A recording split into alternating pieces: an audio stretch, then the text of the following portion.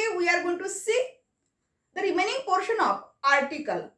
Yesterday we had seen that a article as well as an article. तर आपण ए आणि N ची माहिती आपण बघितलेली होती की जे कुठे ए वापरायचा आणि एन आर्टिकल यूज करायचं. पण यामध्ये या आर्टिकल मध्ये दी आर्टिकल आपला राहिलेला आहे. त्याविषयी आपण आजच्या तासामध्ये बघूया. आता नेमकं या आर्टिकल मध्ये जे तीन आर्टिकल असतात ए, एन आणि दी, हे जे तीन आर्टिकल आहे कोणते तीन आर्टिकल येतात? ए, एन आणि दी. पण आर्टिकलचे प्रकार किती पडतात? दोन प्रकार पडतात. बरेच विद्यार्थी इथे कन्फ्यूज होतात की प्रकार विचारले तर तीन आहे म्हणून सांगतात. मग तीन कोणते आहेत म्हटलं तर ए, एन आणि द म्हणतात. हे चुकीचं आहे. ठीक आहे. तर आर्टिकलचे प्रकार किती आहे? टू टाइप्स आहे. तर ए आणि एन हे जे आहे याला कोणते म्हटलं जाते? Indefinite articles. आणि हा जो द आहे हा द काय डिफाइन करतो? तर डेफिनाइट आर्टिकल. आता असं का बरं? तुम्हाला प्रश्न पडला असेल असं का? कारण की हा जो ए आणि एन आहे हे इनडेफिनाइट आर्टिकल असं का म्हटले जाते? कारण ते अनिश्चित असतात. अनिश्चित उपपदे नावावरूनच त्याचं काय असते? अनिश्चित असते. कधी ए वापरला जात असतो, कधी एन. आपण मागच्या व्हिडिओमध्ये बघितलेलं आहे. पण आजच्या तासामध्ये आपण दी चा वापर नेमकं कशासाठी केला जातो? दी हे आर्टिकल कोणत्या शब्दापूर्वी वापरलं पाहिजे हे कसं लक्षात घ्यावं लागेल? जे आर्टिकल आहे याला डेफिनेट आर्टिकल असं म्हटलं जाते. दी या आर्टिकलला काय म्हटलं जाते? डेफिनेट आर्टिकल असं म्हटलं जाते. काय कारण असेल बरं डेफिनेट आर्टिकल म्हणण्याचं? कारण ते विशिष्ट नाउन पूर्वीच वापरले जात असते. म्हणून त्या ठिकाणी तिथे दी आर्टिकलचा वापर केला जात असतो. म्हणजे त्या ठिकाणी दी आर्टिकल वापरले जाते कारण विशिष्ट नाउन पूर्वीच ते वापरले जात असते. आता आपल्याला काही मी एक्झाम्पल सांगणार आहे की नेमकं दी आर्टिकल नेमकं कधी वापरायचं. कारण तुम्हाला एक्झाम मध्ये प्रश्न कसा विचारला जात असतो?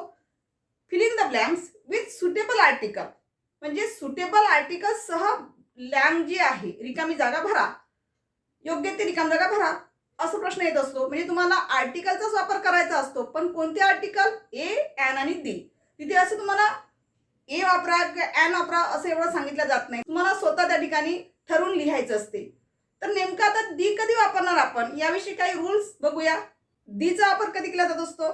दी कधी वापरला जात असते? जर वाक्यामध्ये एखादं युनिव्हर्सल ट्रूथ आलं असेल किंवा जगातील एकमेव वस्तू दाखवायची असेल तर त्या शब्दापूर्वी दीचा वापर केला जातो. For example the earth, the sun, the moon. म्हणजे हे काय झालेलं आहे?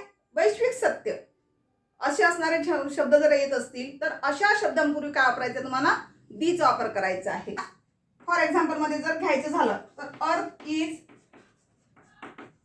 राऊंड असं असेल तर या ठिकाणी तुम्हाला इथे या शब्दाच्या पूर्वी आपल्याला आर्टिकल यूज करायचं आहे. बरोबर आहे.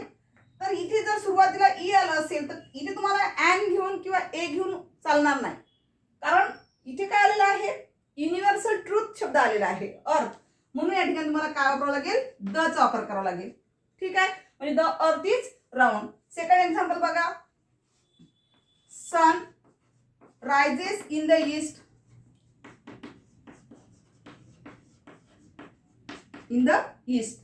बघा आता या ठिकाणी सुद्धा ब्लँकच्या नंतर कोणता शब्द आलेला आहे? सन.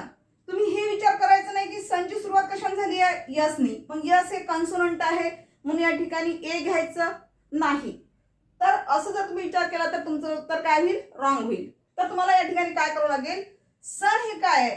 जगातील एकमेव थिंग आहे म्हणून या ठिकाणी तुम्हाला काय वापरावं लागेल? दीचा वापर करावा लागेल. आलं लक्षात?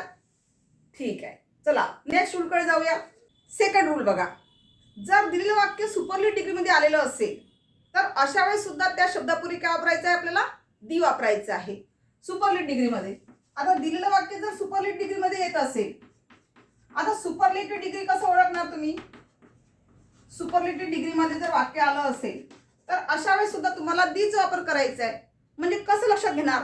तर ते जे काही विशेषण आलेलं असेल जसं की the tallest, the smallest, the largest, जर विशेषणाला S T, E S T, most यासारखे शब्द लागून येत असतील तर अशा वेळेस त्या ठिकाणी तुम्हाला कशाचा वापर करायचा आहे, दीचा वापर करायचा आहे. फॉर एक्झाम्पल मध्ये बघा काय, suppose Ram is the tallest boy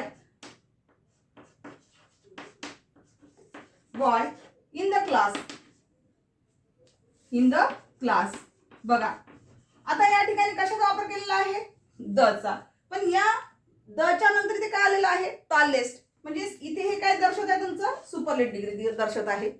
म्हणजे सुपरलेट डिग्रीतला जर शब्द येत असेल तर त्यापूर्वी काय घ्यायचं आहे, तुम्हाला दी घ्यायचं आहे. ठीक आहे. चला नेक्स्ट रूलकडे बघा. जसं की डायरेक्शन तुम्हाला माहित असेल, डायरेक्शन मीन्स दिशा. दिशांच्या नावापूर्वी सुद्धा तुम्हाला दचा वापर करता येईल. आता नेमका द कुठे वापरायचं, मग तुम्हाला द सुद्धा माहिती असायला पाहिजे. जसं की द ईस्ट नावापूर्वी सुद्धा दचा वापर करता येतो.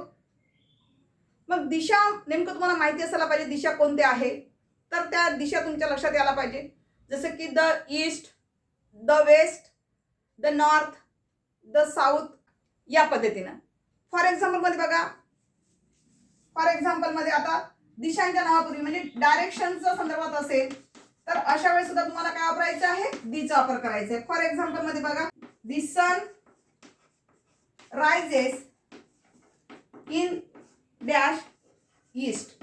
आता बघा इथे डॅश करून आपण ईस्ट लिहिलेलं आहे, म्हणजेच ईस्ट हे काय आहे, डायरेक्शन आहे. अशा प्रकारचं जर वाक्य आलं तर अशा वेळेस तुम्हाला एकच गोष्ट लक्षात घ्यायची आहे की बाबा ईस्ट हे डायरेक्शन आहे. इथे हा विचार करायचा नाही की ई हे व्हावेल्स आहे, तर ई हे व्हावेल असल्यामुळे इथे ॲन घेता येईल. इथे ॲन घेता येणार नाही विद्यार्थी मित्रांनो. तर तुम्हाला या ठिकाणी काय घ्यावं लागेल, दचा वापर करावा लागेल. ठीक आहे. म्हणजे इन द ईस्ट, कारण ही ईस्ट हे काय आहे, डायरेक्शन आहे. त्यामुळे तुम्हाला तिथे ॲन न घेता तुम्हाला काय वापरावं लागेल, दचा वापर त्या ठिकाणी करावा लागेल. ठीक आहे. नेक्स्ट रूल बघा, वृत्तपत्राच्या नावापूर्वी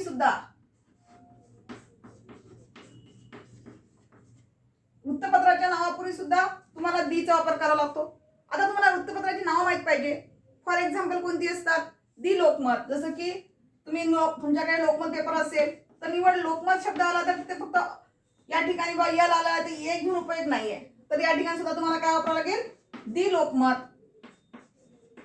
दी टाइम्स ऑफ इंडिया, पुन्हा म्हणजे दी इंडियन एक्सप्रेस. म्हणजेच न्यूजपेपरच्या बाबतीमध्ये जर कोणतेही नाव आलं असेल सेंटेन्स मध्ये तर त्यापूर्वी काय वापरायचं तुम्हाला, त्या ठिकाणी काय वापरायचं आहे, दीचा वापर करायचा आहे. नेक्स्ट रूलकडे वळूया. जहाज किंवा रेल्वेच्या नावापूर्वी सुद्धा दीचा वापर केला जातो. आता तुम्हाला रेल्वेचे नाव माहितच असतात. आता रेल्वेच्या नावापूर्वी दीचा वापर केला जातो म्हणजे कशा पद्धतीनं, जसं की रेल्वेच्या नावापूर्वी सुद्धा आपल्याला काय वापरायचं आहे, रेल्वेच्या संदर्भामध्ये जर आलेलं असेल तर त्या ठिकाणी सुद्धा तुम्हाला कोणतं वापरायचं आहे, दी वापरायचं आहे. जसे की for example the Nandigram express, त्याचबरोबर दी गीतांजली एक्सप्रेस. जहाजाच्या नावापूर्वी द टायटॅनिक. अशा पद्धतीनं टायटॅनिक हे काय आहे, जहाजाचं नाव आहे. मग त्या शब्दापूर्वी आपल्याला काय वापरायचं आहे, दीचा वापर करायचा आहे. ठीक आहे. धर्मग्रंथ, महाकाव्य आलं असेल म्हणजे अबाउट रिलिजियस या बाबतीत जर आलं असेल तरी देखील तुम्हाला काय वापरायचं आहे, दीचा वापर करायचा आहे. नेक्स्ट रूलकडे वळूया. रिलिजियस संदर्भामध्ये जर असेल, आता रिलिजियस म्हटलं तर धर्मग्रंथ जे काय असेल तर त्या संदर्भात सुद्धा तुम्हाला काय घेता येईल, दीचा वापर करता येईल. जसं की द महाभारत नाही का, दी रामायणा,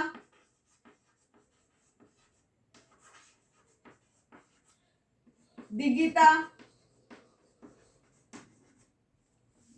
या पद्धतीनं, किंवा द बायबल, द कुराण यासारखे रिलिजियसच्या संदर्भामध्ये शब्द आले असेल वाक्यामध्ये तर त्या शब्दापूर्वी सरळ सरळ काय वापरायचा, तुम्हाला दीचा वापर करायचा आहे. ठीक आहे. चला तर नेक्स्ट रूलकडे वळूया.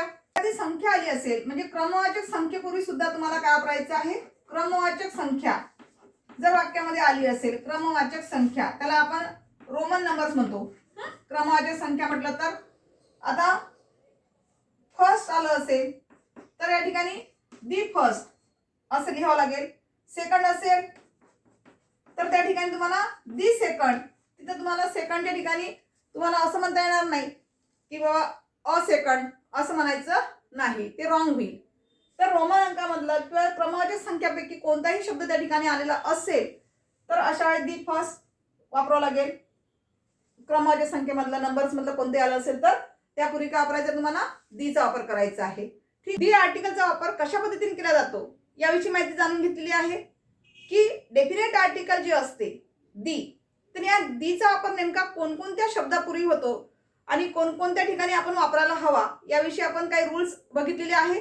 In the next video we will see the another grammar topic. Thank you.